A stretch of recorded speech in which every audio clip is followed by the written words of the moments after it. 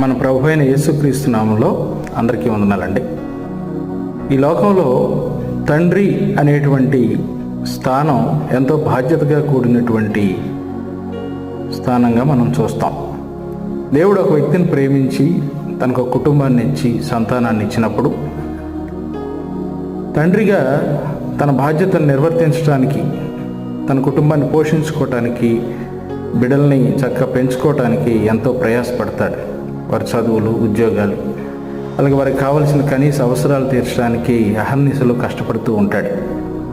అలాగే వాటితో పాటుగా బిడ్డలు ఈ లోకంలో పవిత్రంగా నీతి ప్రవర్తన కలిగిన వారిగా చూసుకోవాల్సినటువంటి బాధ్యత కూడా తండ్రి పైన ఉంది.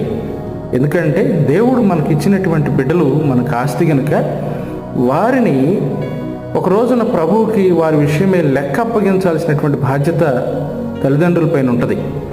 కాబట్టి ప్రభు వారిని మనం సరిగా పెంచకపోతే మనల్ని కూడా బాధ్యులుగా చేస్తాడు. బైబిల్ గ్రంథంలో ఏలీ అనేటువంటి యాజకుడు మనకు కనపడతాడు.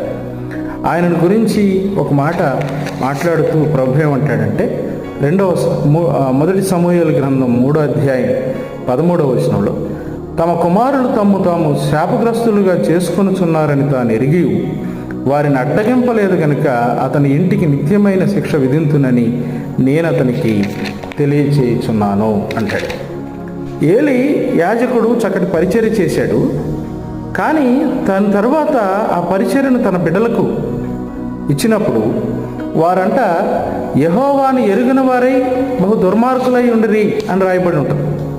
అంతేకాదు, వాళ్ళు అక్కడికి వచ్చినటువంటి ప్రజలు దేవునికి నైవేద్యం చేయటానికి, అసహ్యపడటానికి వీళ్ళు యవనస్తులు కారణమయ్యారు. అంటే ఈ ఏలీ తన యొక్క బిడ్డలు దేవుని ఎరగని వారైనప్పటికీ దేవుని యొక్క పరిచర్యను అప్పగించాడు. అది మొదటి తప్పిదంగా మనకు కనబడుతూ ఉంది. అంతేకాకుండా వాళ్ళు తప్పు చేస్తున్నప్పుడు ఏలీ దృష్టికి వచ్చినప్పుడు వారిని మందలించినట్లుగా, హెచ్చరించినట్లుగా కనపడుతుంది.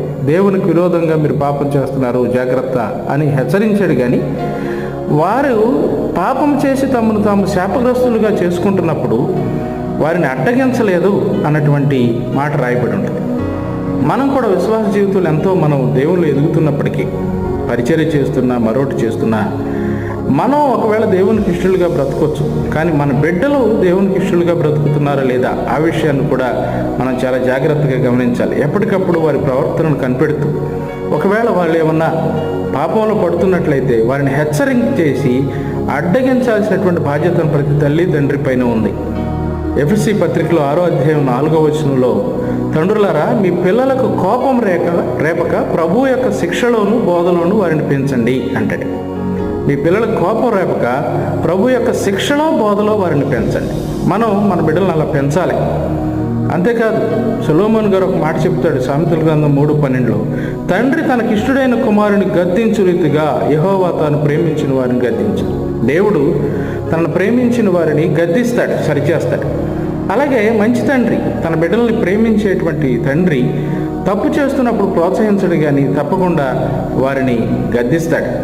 మనం కూడా మన బిడ్డల్ని అన్ని విషయాల్లో మనం స్థిరపడేటట్లుగా మనం పెంచుకోవాల్సిన బాధ్యత ఉంది. ఒక రోజున దేవునికి లెక్క అప్పగించాలి. మరి ఏలీ కుమారులు చేసినటువంటి పాపాన్ని బట్టి వారికి ఏలీని కూడా, బహువృద్ధుడుగా ఉన్నటువంటి ఏలీని కూడా బాధ్యుని చేసి మరణశిక్ష విధించినట్లుగా మనం చూస్తాం.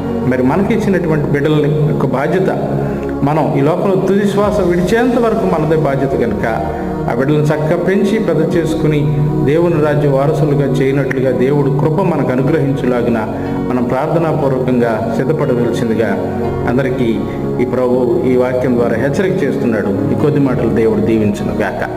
ఆమేన్. Thank you.